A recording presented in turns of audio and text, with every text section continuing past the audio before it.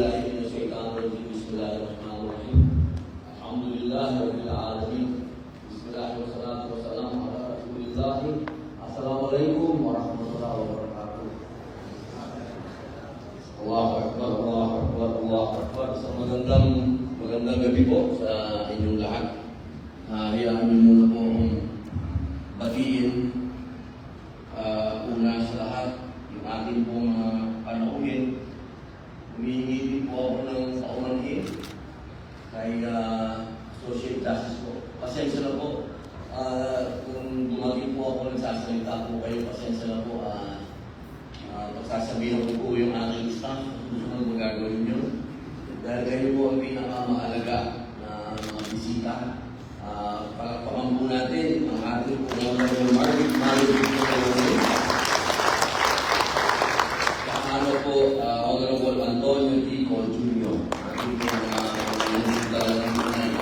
alam niyo mga kapatid, habang pinanonood ko po ang talumpati ni Justice Leonel, kulang na lang, Asyhadu an la ilaha illallah, Asyhadu anna Muhammad Rasulullah.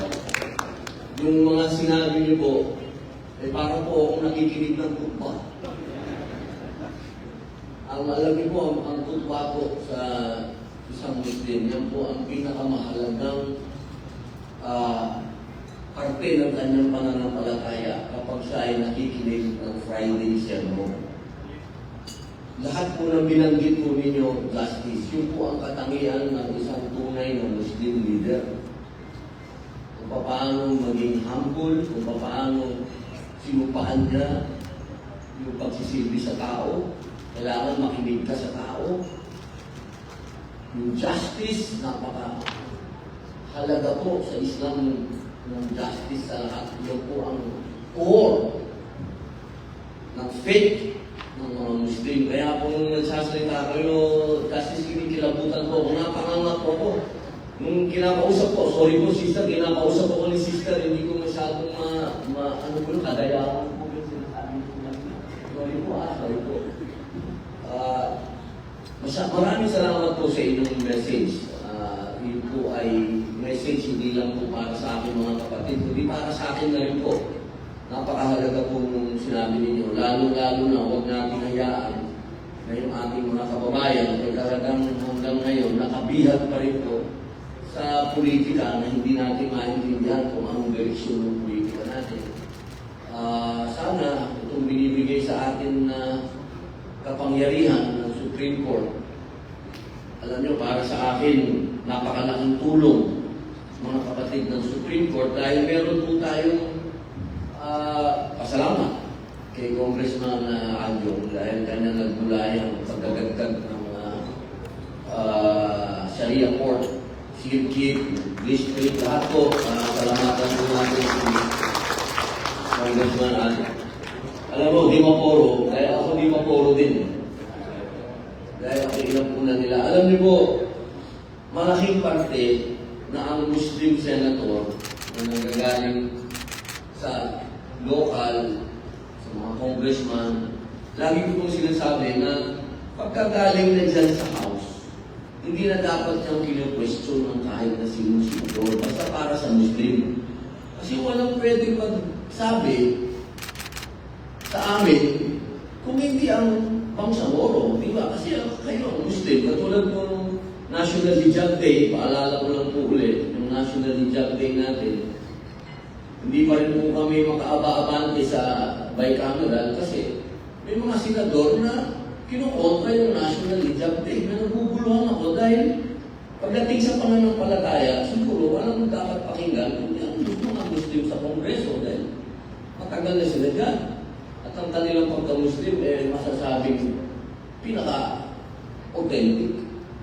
Kaya sana po dumating ang panahon na my brother, total uncle kita. Pare, sana mahiring na natin uli yung National Hijab Day. Sana po matulungan tayo ng bago nating sekretary. Yung bago nating sekretary, gusto ko pong batiin sapagkat nung huling Hajj, wala naman nagreklamo. Nagdati ko po kayo. sa lahat po ng bumubuo ng NCML. Kasi alam nyo, magmula nung nag-Muslim ako, ang tagal na nun, nung huli, ang dami pa nagreklamo, pero ngayon wala nang nagreklamo, yun po tagumpay na natin yun. Congratulations po. Gusto ko pong batiin, siyempre, yung aking totoong senator ko, Samira Goto, ang senator ko. Andyan din po siyempre si, alam nyo, dati kong kapartner sa pelikula to, pero ngayon, political officer ko, Nadia Montenegro. Nasa ba si Nadia Montenegro? Nadia, ano ka? Ano siya? Kasi may pelikula po kami doon sa Bad Boy 3, siya yung gaganap ng Muslim Takasusa doon, kaya pinaglit ko lang. Pabanggit, mabalik po ako, mga kapatid. Pero tayong problema lang sa konstitusyon. Yan, patama na to sa ating mga justices. Sa konstitusyon po kasi sinasabi doon na ang pwede lang na Sharia judge. Graduate din ng Philippine Bar. Nakapasa sa Philippine Bar, Association, Ayun. So, paano kaya natin gagawin no? Maggagawa tayo ng maraming Sharia court na ito ay endorse ng Supreme Court, tinutulungan nila tayo, tunay tayo tinutulungan, kaya magkasalamat tayo mga kapatid. Bihira yun talaga. Ang tanong na lang, paano po natin mababago kaya yung konstitusyon na ang sinasabi doon, kailangan nakatapos din kayo ng ano tawag ko? IBP, no? Wala kang ano. Integrated Bar of the Philippines. Ayun, naliyunan no sa konstitusyon. So sana, tumating po yung panahon na kami din po ay nagsalang ngayon. Sana, Brother Timoporo, masundan mo rin sa House. Nag-file kami, tulungan mo na kami, para sana ma-amend natin yun. Kasi sayang, kung magkakaroon tayo pag in-approve ng Presidente, malapit August 16, pagka walang nangyaring veto, batas na yun. Okay, malaking ano sa inyo, mga kapatid, kasi madadagdagan ng ibig sabihin, may trabaho kayo agad. May trabaho kayo agad. Alam pa, napakaswerte din. Napakaswerte niyo mga kapatid, kasi batas ng Islam yung hawak-hawak ninyo. Kami ni Congressman, medyo may kalungkutan ng konti, kasi siyempre, hindi naman, kahit nasabihin natin na nandito kami, namumuno, pero yung kilalalagyan namin lugar, puno pa rin ng fitna. Kahit anong sabihin yung fitna pa rin. Sa inyo, wala. Kasi Sharia talaga. Palad nyo, mga kapatid. Yung dapat na ibuhay natin, trabaho ninyo, napakapalad nyo. Ako naiinigit ako sa inyo. Yan naman talaga ang pangarap ko, maging ustads, maging ewan ko, ba't dinala ako ng Diyos ng Allah dito sa pagiging senador. Pero ang pangarap ko talaga, yan, Sharia ko, maging ustads. Pero talaga kanya-kanya tayo ng tagal. Pero alam nyo, kung hindi natin mababago sana, yung batas na yun, magiging problema nyo, kailangan nyo pang magkabugad. Yun ang mga bagay na sana, maayos natin, magkaroon tayo ng kalinawan, kaya nakikiusap tayo sa ating mga mabubuting loob ng mga justices, na sana po, dahil dumating po yung araw, na ma-realize po natin talaga, na meron po talaga sa konstitusyon ng mga kailangan po natin harapin. At isa po doon, yung patungkol sa Sharia. Kasi, tinanggap na ng bansang Pilipinas yung Sharia, nandyan na yan. Panahon pa ng original na matandang Marcos, nandun na ang Sharia, siya ang nagbigay sa atin ito. Sana pagdating doon sa Junior, siya din ang magbigay sa inyo.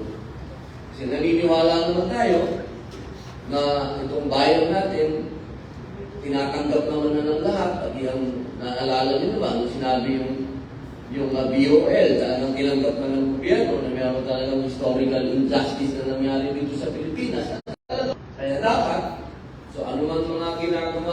batas natin, laging kaakibat, kasama ang bangsamuro. Lalong-lalo na sa pagpapatupad ng mga batas natin mismo. Dahil yung pinakamahalaga na tayo ay under the Sharia law. Yun po yung core ng pananampalataya natin. Kaya pati yung speech ni Justice Llorin, may kinalaman pa rin sa ating faith. Sirat al-Mustaqim, di ba? Ang sarap-sarap. Isang justice, sinasabi yung ating isang sa Al-Fatiha.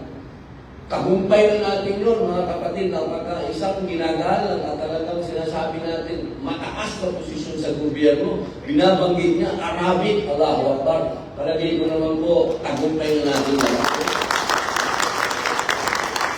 Kaya bilang panghuli, nasalita ang mga kapatid ko, tandaan po natin yung napakagandang, umaga sa Tagalog, kung ano yung meron tayo, maging masaya na lang tayo. Napakalaking fitna ang politika, ang magkaroon ng mataas na posisyon. Tinatagalog ko na lang po yung speech. Kasi kung i-Englishin ko pa, mahirapan. Tatagalogin ko na lang. Kung ano yung meron tayo ngayon, pagpasalamat na natin sa Allah. At kung ano man yung dumating na halal, Allahu Akbar, ipagyabang natin yun. Dahil yun din naman ang sinabi, kung ano yung binigay sa iyo ng Allah, na halal, eh, kailangan mong ipakita sa tao na you are blessed by Allah. Pero kung ano man yung meron tayo ngayon at hindi natin kailangan mahulog sa fitna, sa pagsubok, yun ang sundin natin. Yan ang advice sa atin ng masasabi natin, pwede nating tingnan, pwede nating pakinggan. Sapagkat sa kanilang pananalita, sa kanyang sinabi kanina, pwede tayong magbigay ng pagbabago dito sa bayan natin kung hindi tayo sasama sa agos. Ang dami naman, binanggit naman ni Justice kanina, ang daming sumasabi.